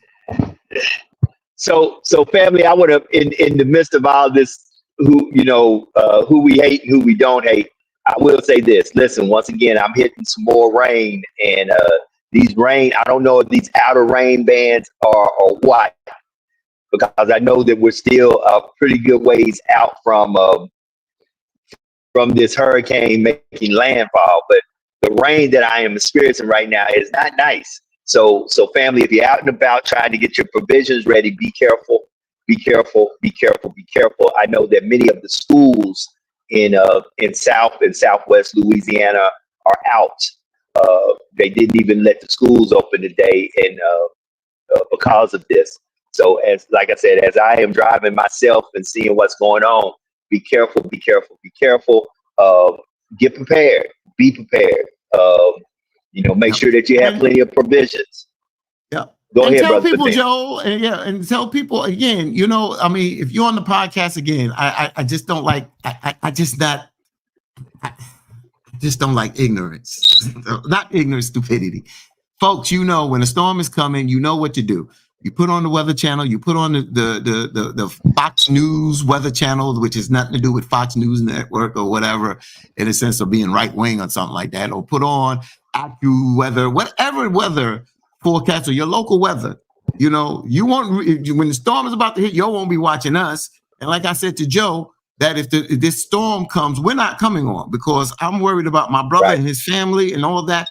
I'm not sitting up on a podcast, even though a lot of us in that region, I'm still thinking about the safety, and though they're concerned, I'm not going to do that. So I just think that, when you got to get the information, you're watching this podcast, if you're in that region, you turn to those channels where you get the mayor and the people of those parishes that are the leaders that are telling people and giving you up-to-date information, giving you up-to-date weather information. That's what preparedness is. Get radios with batteries, not plugged in. Make sure your phones are charged. We talked about these things on preparedness show. So when they get here, we shouldn't have to break our backs on this because we done told you what you need to do when these things happen. We know that schools are pretty much closed because a storm is coming. So because a lot of the schools are evacuation centers for people to come to when they're evacuating their homes. So these are things that are happening out there. And that's something else I want folks to know. Keep it locked in my social media if you're in the region. You'll see a preparedness, be prepared logo with the 100 BLK logo. There's a link underneath that. If you click onto that link, it will give you a great deal of stuff to be prepared. I'll also be giving you information about sandbag locations, locations for shelter. I'll be giving you Red Cross information, OEP, Office of Emergency Preparedness information. I'm actually right now, just like I said, I'm on I-49 North, seeing the conditions. I know there has been a mandatory evacuation for some of the lower parishes, better known as counties, to other folks in Louisiana. For those of you who have got the evacuation order, the mandatory evacuation order, please leave. Please leave. Don't sit there and say, I'll be all right. I can handle this, because do understand, when the storm hits and the power's out, first responders cannot come in until everything is all clear. So you'll literally be stuck there. You'll be stuck there with no help, nothing, but you and whatever you have saved to keep yourself afloat until somebody does come. There you go. All right, let's continue on, Joe. So Dre B. Watson says, Brother Fatim, so what point/issues does Sister Kamala have to do tonight in this debate to knock it out of the park? This will probably be the one and only debate. So off the top of my head, Sister Dre, I think that what Vice President Kamala Harris needs to do is to show that she is more competent of running this country and being elected as the next president, and being able to contrast that of showing that Donald Trump really doesn't know what he's doing and how to handle being a president once again, and how he is more dangerous as becoming the next president of the United States, which would be his second and last term. I think that's it. I don't think there's any specifics. I think she needs to challenge him on any and everything that he says. I think she needs to back up what she says. She doesn't need to lie. Don't fudge nothing. Don't have people have to come back and fact check you, because they're going to fact check both of them. And there's a lot of lies out there. Tell the truth. If there were some weaknesses in the Biden administration, admit that. Admit them.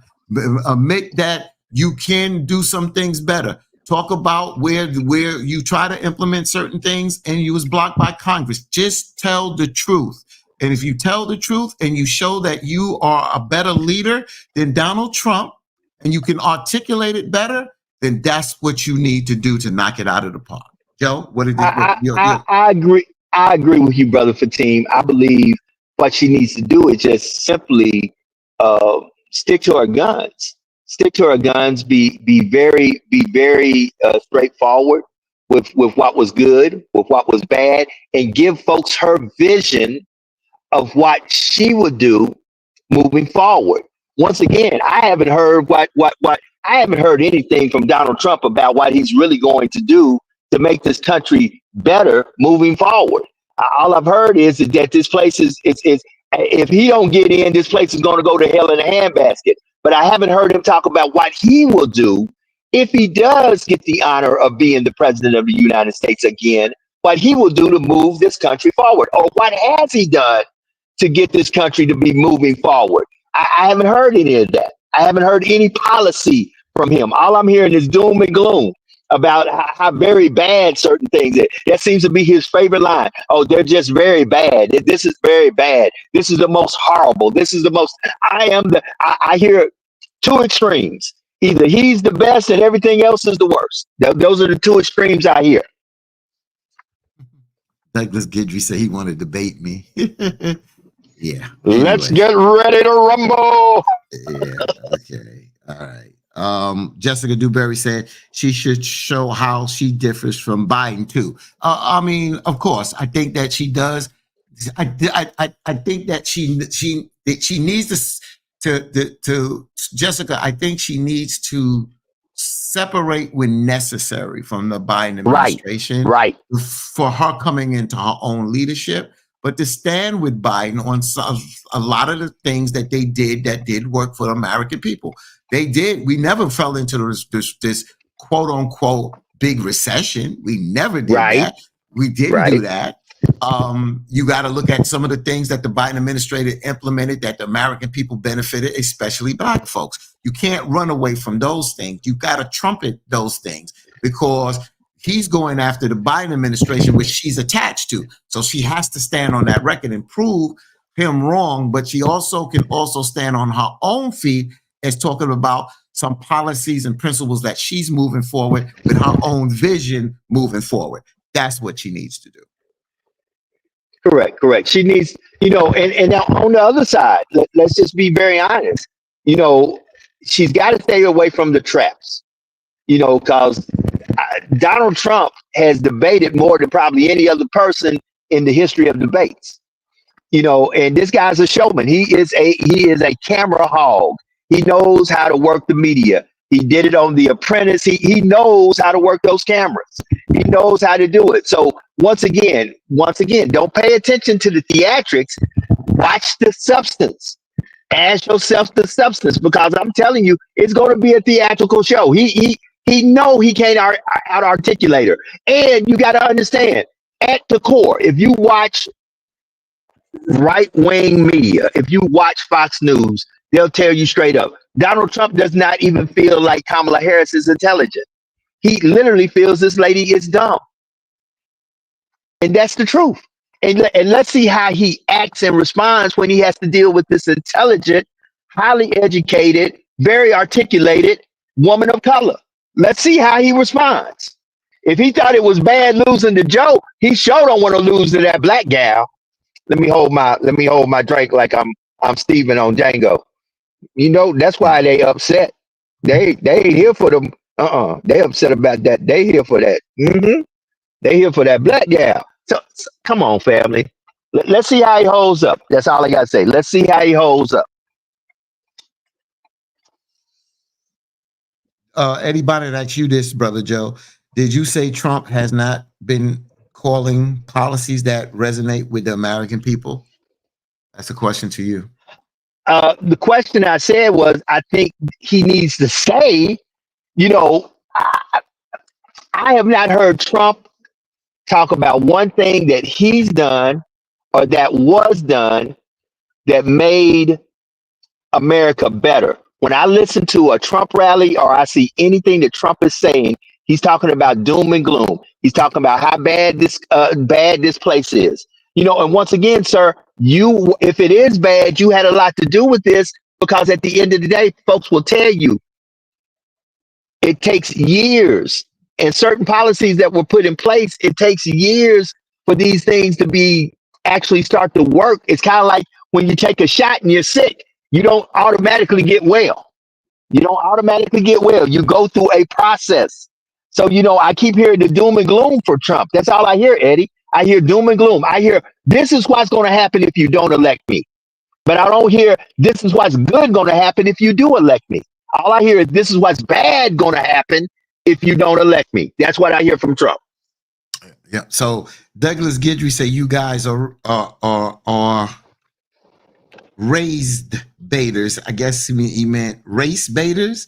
So race? If you want to call, he put raised, but it might mean race baiters. So let me see. Like I told somebody the other day. I was telling KC yesterday. I'll use your words against you.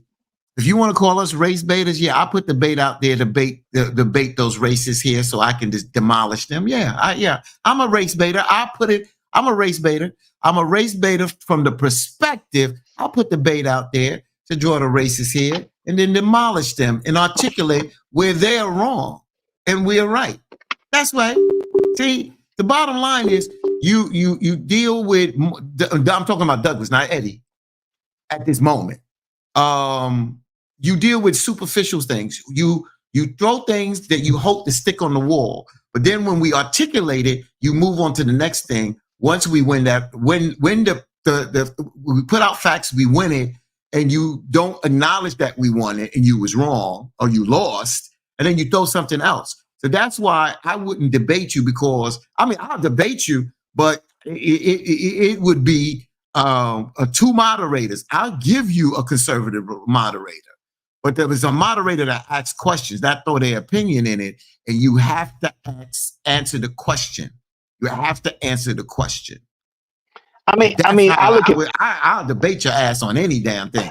But like you said, that he's going to demolish her tonight. So I screenshot that, because if he demolishes her tonight, then he will be the next president, because I think that the country and the people in the swing states will say she's not capable. But if she whips his ass tonight, you might as well get ready to burn your hat for some heat during the winter months. All right. Well, understand the following. This debate is not about the Democrats who support Vice President Kamala Harris or the Republicans that support Donald Trump. This debate is solely about those who are completely undecided. And the poll came out. It's about 50% of folks that are undecided. They don't know which way to go. They don't know to go for the Democratic nominee or for the Republican nominee. So this is literally a debate going toward those who say, I don't know who I'm going to vote for. And once again, no matter who winds up being the president of the United States, they will be the president over all of us, not just some of us. They won't be the president over the Republicans and those that supported them. They won't be the president over the Democratic Party and those that supported them. They will be the president of the United States over all of us. That's why I tell everybody to pay very close attention. Very close attention.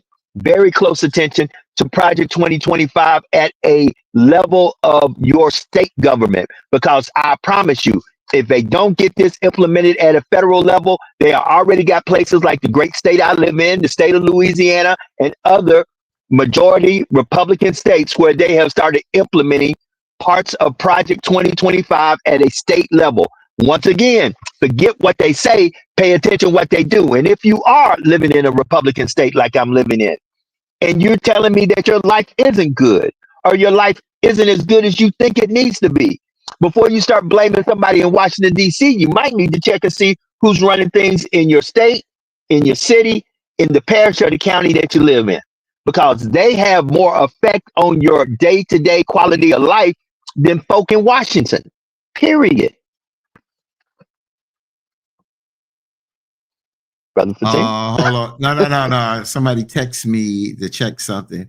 It's just saying that Eddie Bonnet don't need another pass. So I got to read. Eddie, read that, Brother Joe, and get back with me. I'm trying to read what Eddie put up something. Hold on. Let me see. So Brother Douglas Guidry just put up, he just put up hogwash.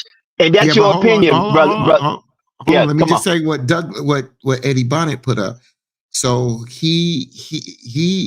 Eddie Bonnet shared in the it's a Trump is Agenda 47.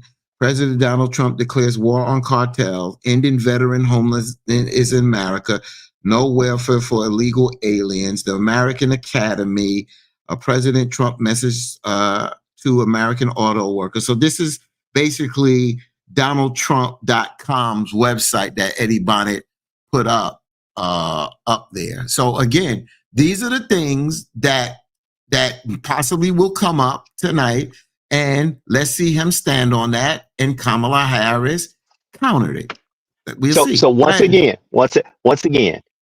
it ain't what he says. Of course, I see the rhetoric. I done been to Donald Trump's website. I saw all the rhetoric on Donald Trump's website. None of his policies line up with anything I see on his website.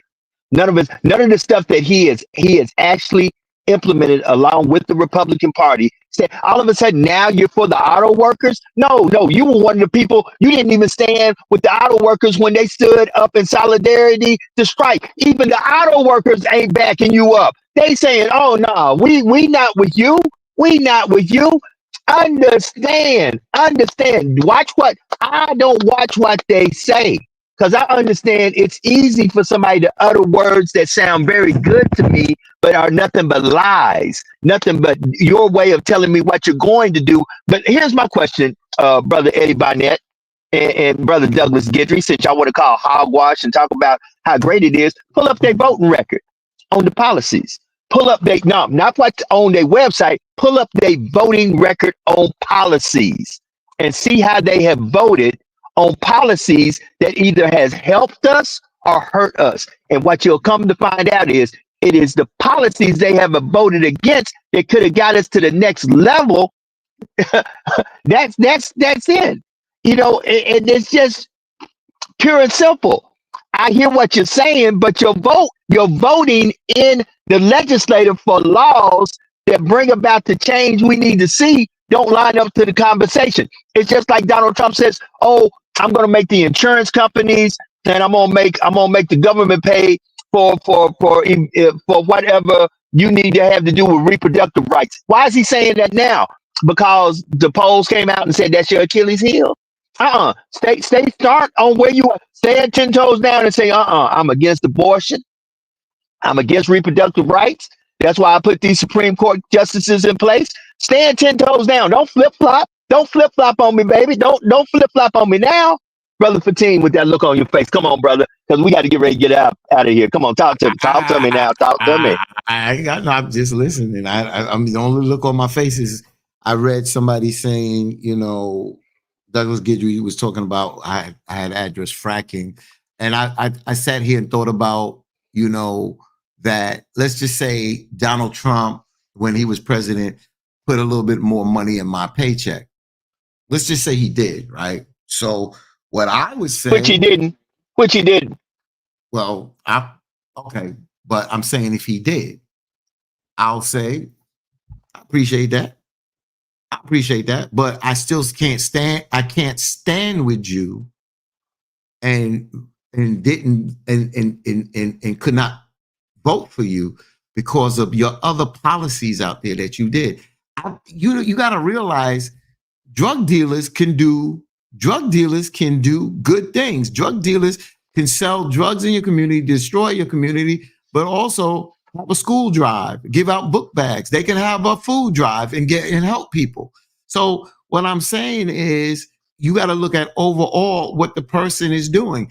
If the drug dealer is really honestly being destructive and doing more harm in our community, but once in a while does a couple of good things and may protect the community from other bad people, but they still doing bad in our community, then they're bad. They got to go. They may do some good things and you acknowledge that, but the bottom line is I acknowledge that they did something good, but that don't take away from what they really is destroying and really making this community worse. So what I'm saying is if I got, like some people want to say, Jessica said that some people on her job were saying that Donald Trump put a little bit more money in my pocket. Okay, if he did, fine, that's nice. But on the other principles that he has stood on and is done and continue to say and be disrespectful to people, no, I can't stand with him. So I can say, okay, I benefited from Donald Trump giving me a couple extra dollars. That don't mean I want him to be damn president of the United States. I'm not the point that I don't like someone and don't vote for them, that I cannot acknowledge if they did do something that we may have benefited from. But if I look at it overall, I can't stand the person, but I can't sit there and say that they did this or they did that. I'll call a spade a spade. If it's good, it's good. But overall, his policies are not good. So let me come with this. If y'all are so hell bent on Donald Trump being the man, then why are y'all registered independents? Or not registered? See, I'm a registered Democrat. I'm a registered Democrat. It's like y'all want to pick a side, but then y'all don't want to have dirty hands. Stand 10 toes down. Some of y'all, Brother Barnett, you said America first is the policy I'm standing on. End the wars, close the border, drain the swamp. You need to be a registered Republican. You need to go ahead and change whatever, because I know you're not a registered Republican. I know you're a registered independent. Well, why aren't you with the independent party's candidate? Oh, they ain't got one. Oh, get it. So go ahead and register as a Republican. I believe. I'm just saying. If that's what you standing on, that's the Republican agenda. If that's what you standing on, then register Republican and stand 10 toes down as a Republican. So I think that I understand where independents come from. I understand where, and some independents I'm with, because a lot of independents are not married to hating one party. They tend to go with the best candidate. The point that you're making is when Douglas or Eddie Bonnet says, I will never vote Democrat, but then you're a registered independent. Why? And now I agree totally with you, Joe, because why register as an independent? Because you're never going to vote for a Democrat because that's what you said. So you might as well be a Republican. That's all. That's what Joe's saying. But I do understand all independents. Hey, my brother. Hey, my brother. Just like I make a case here, just like when I have to stack the evidence and give it to the DA, I tell people your own words will be the one to hang you. Your own word. So all I'm saying, I'm not saying anything. I'm just regurgitating what you said. And since that point has been made, and it is 4 minutes past the hour, I got to get ready. Listen, family, I want to end y'all. First, let me let Brother Fatim have some closing words. Brother Fatim, let me let you get some closing words. My closing words ain't long. Okay. Here we go. Watch. Be safe out there. Send prayers and positive energy to anybody that's going through any challenges out there. I take a moment to acknowledge those. Anybody celebrating a birthday, shout out to my sister down in Darlington, South Carolina, Sister Tori. Happy birthday. I told you not to take, why you had to do that. I'm done, Joe. I'm pretty much done, and watch the debate tonight, and we'll talk tomorrow. That's it. That Joe gonna be hard-headed, put me up by myself. Now I'm gonna cut my camera off. You don't come back. Well, I'll close the show. Where did Joe go? Joe's lost. Okay. So with that being said, I'm going to continue the damn show. Now we're closing thoughts, y'all. Let's go. We ain't going nowhere. We stayed on for a few more minutes. Joe lost damn signal. We ain't going nowhere. Shit, you done put me solo because you done lost signal. So I told people we ain't going nowhere. We here. Nah, we gone. I said what I had to say. Well, listen, family. I'm sorry. I'm back. I appreciate Brother Fatim. I appreciate y'all. You know, I appreciate everything that y'all tune in every day. This means a lot to us, to my Louisiana folks, to my Gulf Coast folks, to anybody who may be affected by the storm Francine. Be careful out there. Be careful out there. Get with me. And I'll do my best to get with you, and hopefully we'll all make it through this thing. Keep everybody lifted in prayer. Keep Sister Jack. You better pray for Joe, because he sounds like he underwater already, and it's just starting to rain. God dang it. How's Joe going to do all this reporting and all that, and he sound like he underwater already? Go ahead, Joe. You don't do that. You sound like you underwater, brother. Look, we out. Y'all be blessed. Have a good one. We'll talk later. Y'all be blessed. Stay safe. We'll see y'all tomorrow. Tomorrow we'll be working out Wednesday. Lord say the same, and the storm hasn't hit yet. We'll be on. Just keep it locked. We'll let you know if we're there or not. But be blessed. Be good. We out. Peace. Peace. Hi, Joe. Be safe. We got to come on tomorrow. I'm sorry. You better fly to New York, South Carolina. We got to come on tomorrow. This is a debate show. I got it. We out. You sound Peace, like y'all. you underwater, man. You swimming, man.